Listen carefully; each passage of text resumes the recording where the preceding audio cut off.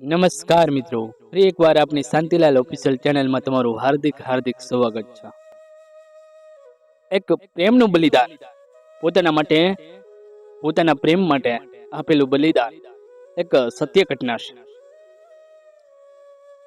જ્યારે કોઈ સાથે પ્રેમ થઈ જાય છે, એકબીજા પ્રેમની અંદર પડી જાય છે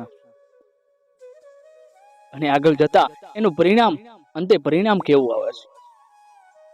આજે સાંભળીએ આ સ્ટોરીની અંદર એક પ્રેમનું બલિદાન. એક ગરીબ પરિવારની દીકરી, ગરીબ પરિવારની છોકરી, કહેવાય કે પોતાના ઘરની જવાબદારી એ છોકરી ઉપર આવી જાય છે અને આ રીતે મજૂરી કરીને પોતાનું ઘર પોષણ કરતી આ દીકરી છે, એ છોકરી છે. જ્યારે કોઈ સારા વ્યક્તિના સંપર્કમાં આવે છે, ત્યારે કહેવાય કે એ વ્યક્તિના સંપર્કમાં જ્યારે આ છોકરી આવી જાય છે, ત્યારે થોડા દિવસો સુધી સારી સારી વાતો કરે છે અને અંતે એ સર્વ વ્યક્તિ એટલે કે એ છોકરો પોતાના પ્રેમની અંદર, પોતાની પ્રેમની જાળની અંદર લાવવા માટે અનેક કોશિશ કરે છે. ત્યારે કહેવાય કે સારા સારા કામ બતાવે છે, મદદ કરવાનું કામ કરે છે. ત્યારે થોડા દિવસો પછી એ બંને પ્રેમની અંદર મુકાઈ જાય છે, એકબીજા આંધળો વિશ્વાસ કરી લે છે અને આ છોકરાની દરેક વાત માની લે છે અને ત્યારે એના પ્રેમની અંદર પડી જાય છે. જીવવા મરવા સાથેના વચન લઈ લે છે અને જ્યારે છોકરો કહે છે હું તારી સાથે લગ્ન કરીશ, ત્યારે છોકરીને ખુશ કરવા માટે અને ખુશ રાખવા માટે અનેક પ્રકારના કામ પણ કરાવે છે. કહેવાય છે કામ એટલે કે એ છોકરી એ કહેવાય કે પોતાની મજૂરી કરીને પોતાનું ઘર ચલાવતી હોય ત્યારે કોઈ નોકરીની વાત કરે છે, નોકરીના સપના બતાવે છે. હું તને આની જગ્યાએ સારી નોકરીની અંદર એડમિટ કરાવીશ અને આ જગ્યાએ તને નોકરી અપાવીશ, અનેક પ્રકારની વાતો કરે છે. કહેવાય કે આ છોકરી એકદમ આંધળો વિશ્વાસ કરી લે છે. આંધળો વિશ્વાસ આ છોકરા ઉપર કરી લે છે અને પોતાના પ્રેમની અંદર પડી જાય છે. એટલે કહેવાય છે કે પોતાની છોકરાની સાથે લગ્ન કરવાનો એક નિર્ણય લઈ લે છે અને છોકરો એ પ્રેમની અંદર બરાબરનો ફસાવી દેતો હોય છે. કહેવાય અનેક નાના મોટા કામ પણ કરાવે છે, એટલે કહેવાય કે નોકરી ધંધાના કામ પણ બતાવે છે અને આ રીતે એ છોકરી આ પ્રેમની અંદર મુકાઈ જાય, પ્રેમની અંદર વિશ્વાસ કરી લે છે, આંધળો વિશ્વાસ કરી લે છે અને આ છોકરી આ રીતે પોતાનું ગુજરાન ચલાવે છે. પોતાના કહેવાય કે પરિવારની જવાબદારી, પોતાના મા બાપની આર્થિક પરિસ્થિતિ નબળી હોય છે એટલે આ છોકરી ઉપર જવાબદારી આવે છે અને પોતાનું ગુજરાન ચલાવવા માટે અને આ છોકરા ઉપર વિશ્વાસ કરી લે છે, આંધળો વિશ્વાસ કરી લે છે અને એના મનમાં એવું આવે છે કે આ છોકરો સારો વ્યક્તિ, માણસ, સારો છોકરો છે અને આ એમનો ધંધો પણ મોટો છે, મને સારી જગ્યાએ નોકરી અપાવશે, મને સારું કામ પણ કરાવશે, બસ આ રીતે મારા પરિવારને હું ખુશ રાખીશ. ત્યારે બસ આ રીતે વર્ષો વીતે છે. ધીરે ધીરે સમય જાય, 1-2 વર્ષ જેવું થઈ જાય છે અને પોતાના પ્રેમની અંદર કહેવાય કે છોકરી પડી જાય છે એટલે આંધળો વિશ્વાસ કરી લે, પોતાનું બધું કહેવાય કે ભૂલી જાય છે. પોતાના મા બાપ ઉપર એટલો વિશ્વાસ નથી મૂક્યો, એટલો મા બાપને પ્રેમ નથી કર્યો, એટલો આ છોકરા ઉપર પ્રેમ કરે છે. એની છોકરો પોતાના પ્રેમ માટે અને પોતાના પ્રેમને બાંધી રાખવા માટે અનેક પ્રકારનું જૂઠું બોલે છે. હજી સુધી છોકરીએ પોતાના પરિવારને ઓળખાણ આપી નથી કે પોતે લગ્ન કરેલા છે કે નથી કરેલા, કે પરિવારમાં કોણ કોણ રહે છે, એવું હજુ સુધી બતાવ્યું નથી. બસ એક વાતનો વિશ્વાસ આપ્યો છે, હું તને આગળ લઈ જઈશ, હું તને નોકરી અપાવીશ, બસ તું મારી સાથે પ્રેમ કર. આ રીતે પ્રેમની જાળની અંદર ફસાવી નાખે છે અને ત્યારે આ છોકરી આંધળો પ્રેમ કરીને બેઠી હોય છે. થોડા વર્ષ તો ઘરે પણ ખબર નથી પડતી. જ્યારે ઘરે ખબર પડે છે ત્યારે છોકરી બતાવે છે કે હું જે છોકરાને પ્રેમ કરું છું સારો વ્યક્તિ છે, એની પાસે સારો ધંધો, મોટો બિઝનેસ છે અને પોતાના બિઝનેસની અંદર મને નોકરી અપાવશે. અને મેં આની સાથે કહ્યું છે કે હું લગ્ન કરીશ, એ મારી સાથે લગ્ન કરવાનું છે, એ મારા લાયક છોકરો સારો છે, મારા ભવિષ્યને મારી જિંદગી માટે સારું હું સુખીથી જીવન જીવીશ. પણ જ્યારે મા બાપ કહેવાય કે બિચારા મા બાપ સમજાવવાના ઘણા બધા પ્રયત્નો કરે છે, બેટા કોઈ ઉપર આટલો વાંધળો વિશ્વાસ ન કરી શકાય, ક્યારે દગો મળી શકે છે આ પ્રેમમાં. પણ છોકરી પોતાના મા બાપનું માનતી નથી. મમ્મી મા બાપને કહે છે કે છોકરો સારો છે, અને અત્યારે તો હું એના જોડે એક સાઈડની અંદર કહેવાય કે બિઝનેસની અંદર ધંધો પણ કરું છું, એટલે મને થોડા ઘણા રૂપિયા એ બિઝનેસ ધંધામાંથી મને મળી રહે છે. અને પોતાને મોટી મોટી કંપનીઓ ચાલતી હોય છે, કારખાના ચાલે છે, એટલે એક બે કારખાનાની અંદર હું કામ પણ કરું છું. મને આગળ જતા એક બે કારખાનાની જવાબદારી સોંપવાની છે, મને કારખાનાની લીડર બનાવશે અને મારી સાથે લગ્ન કરવાનો. મારા માટે છોકરો સારો છે અને મારે ને આને સારી રીતે સંબંધ છે.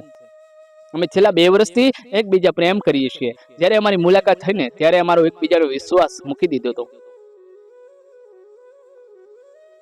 જ્યારે મમ્મી પપ્પા એ મા બાપ ગરીબ મા બાપ દીકરીને સમજાવવા માટેના ઘણા બધા પ્રયત્ન કરે છે, પણ એ અંતે છોકરી માનતી નથી. એટલા માટે મા બાપ એવું કહે છે, બેટા તે છોકરાને જોયો છે, તેની સાથે વાતચીત કરી છે, તને ગમ્યું છે તો બરાબર છે. કહેવાય કે પોતાના પ્રેમ માટે આ છોકરી મજબૂર બની જતી હોય છે અને એકબીજા આંધળો વિશ્વાસ કરી લે છે, પ્રેમની અંદર પડી જાય છે. અને છોકરો અનેક જગ્યાઓ ફરવા માટે લઈ જાય છે, થોડા મોટા ખર્ચા પણ કરે છે. એકબીજાનો પ્રેમ એટલે અદ્ભુત પ્રેમ. બસ એકબીજા લગ્ન કરવાનો વિચાર કરે છે, બસ એકબીજા સપના જોવે છે. બસ હવે લગ્ન કરી લઈએ ને એટલે જિંદગીની અંદર સુખ શાંતિથી આપણી જિંદગી જીવીશું. તમારે સારા કામ છે, તમારા સારી નોકરીઓ ચાલે છે, મને વિશ્વાસ છે તમારા ઉપર કે હું તમારા કારખાનાની અંદર, તમારા બિઝનેસની અંદર હું નાના મોટો હું પણ ધંધો કરીશ. મને 1-2 કારખાનાની નોકરી કહેવાય કે મને 1-2 કારખાનું છે, મને કદાચ જવાબદારી સોંપવા માટે મને આવશે, મને નોકરી મળી શકશે. બસ હું તમારા સાથે લગ્ન કરીને જીવન સુખીથી વિતાવીશ. બસ મેં મારા પરિવારને કહી દીધું છે કે બસ મારા માટે મૂર્તિઓ મેં ગોતી લીધો છે, બસ મારે આની સાથે સંબંધ થઈ ગયા છે. 1, 2, 3, 4, 5 વર્ષ સુધી આમ બસ એક પ્રેમ ચાલ્યા કરે છે. ત્યારે છોકરી કહે છે કે પ્રેમ થયાને લગભગ 5 વર્ષ જેટલો સમય વીતી ગયો છે. હવે કહેવાય કે સમય ઘણો વીતી જાય છે, એટલે આપણે હવે લગ્ન કરી લેવા જોઈએ.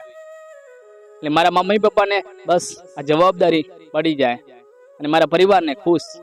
લગ્ન કરી લઈએ એટલે બસ આપણે લગ્ન કરીને પોતાનું આપણા બંનેનું જીવન ચલાવશું, બસ સુખ શાંતિથી જીવન જીવીશું. ને મારા મા બાપને આ ચિંતા છે ને, આ ચિંતા પણ દૂર થઈ જાય કે મારી દીકરીએ લગ્ન કરી લીધા છે. જ્યારે 5 વર્ષ પ્રેમના પૂરા થાય છે, અંતે લગ્ન કરવાનું આવે છે, ત્યારે છોકરો શું કહે છે સાંભળો. અરે મેં તને ખાલી પ્રેમ જ કર્યો હતો, બસ હું તો ખાલી તને પ્રેમ જ કર્યો હતો, મારે તારી સાથે લગ્ન ક્યાં કરવાની જરૂર છે?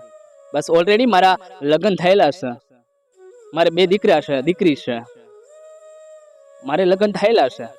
બસ મેં તારી સાથે ટાઈમ પાસ કરવા માટેનો પ્રેમ કર્યો હતો. બસ હવે તું મારા લાયક નથી, બસ તું તારા રસ્તે ને હું મારા રસ્તે.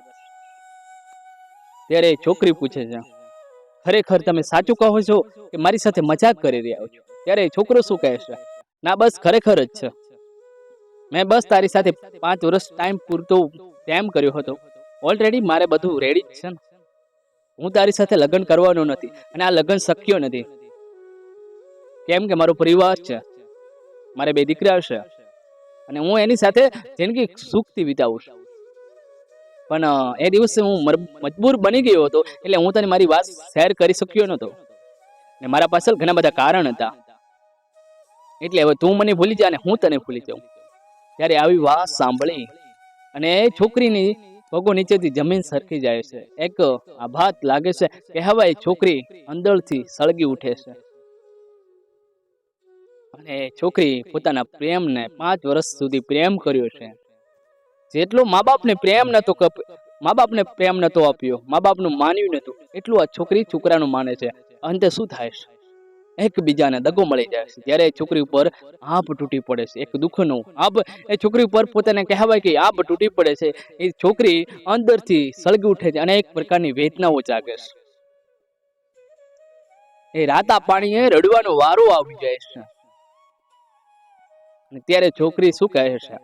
મેં તમને 5 વર્ષ સુધી મેં મારા પરિવારને કહી દીધું હતું કે મારા લાયક મેં છોકરો મૂર્તિઓ ગોતી લીધો છે, અને આટલું મોટું હતું તો મને પહેલા કહેવું હતું તો મારો માર્ગ હું જાતે શોધી લો.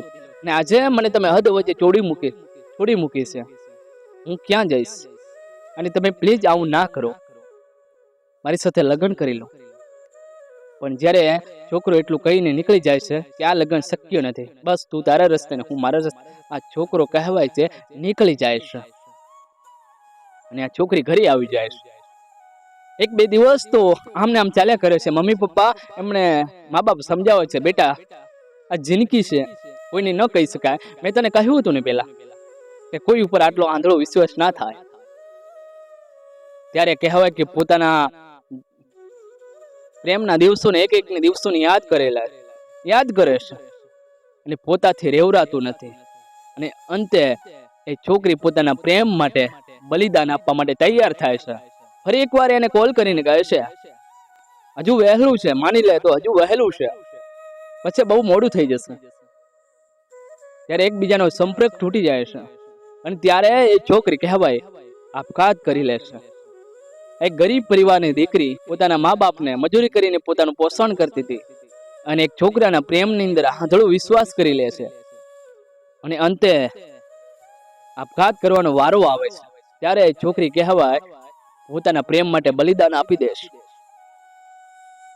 પોતાના પ્રેમ માટે બલિદાન આપી દેશ, અને પોતાના મા બાપની જિંદગી બરબાદ થઈ જાય. એ ઘર એક પરિવાર શોભતું રળિયામણું હતું, અને એ પરિવારની અંદર એ છોકરી મજૂરી કરીને પોતાના મા બાપનું પોષણ કરતી હતી.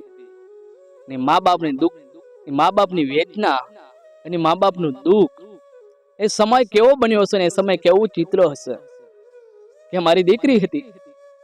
અમે ઘણા બધા સમજાવવાના પ્રયત્ન કર્યા હતા, પણ માની નથી. બસ આ ઘરની જવાબદારી આ દીકરી ઉપર હતી, છોકરી ઉપર હતી. બસ આ રીતે મારું પોષણ કરતી હતી. પણ એના મનમાં અનેક સવાલો હતા, કદાચ મને આગળ વ્યક્તિ લઈ જશે, સારો વ્યક્તિ મને નોકરી પાસે, આ રીતે મારું જીવન હું સુખીથી જીવી લઈશ. આવા સપના હતા છોકરીના. એ બધા સપના રોળાઈ જાય છે. મા બાપને કહેવાય કે રાતા પાણીએ રડવાનો વારો આવે, અને એ દુઃખ ઉપર પહાડ આવીને તૂટી પડે છે. સાહેબ, આ જિંદગી, આ પ્રેમ છે. બસ છોકરો આ કહેવાય કે 5-10 દિવસમાં ભૂલી જવાય છે, ને પોતાના મા બાપ રળી જાય છે, અને એમને રડવાનો વારો અને દુઃખને સહન કરવા. સમયનું ચિત્ર કેવું છે તમે ક્યારેક કલ્પના કરી લેજો. મિત્રો, આ વિડીયો પરથી તમે શું કહેવા માંગો છો એ મને જરા કોમેન્ટમાં જરૂર જણાવજો. અને વિડીયો પસંદ આવ્યો હોય તો વિડીયોને લાઈક કરી ચેનલને સબસ્ક્રાઇબર કરવાનું ના ભૂલતા. ફરી મળીશું એક નવા વિડીયો સાથે. જય હિન્દ, જય ભારત. Thank you.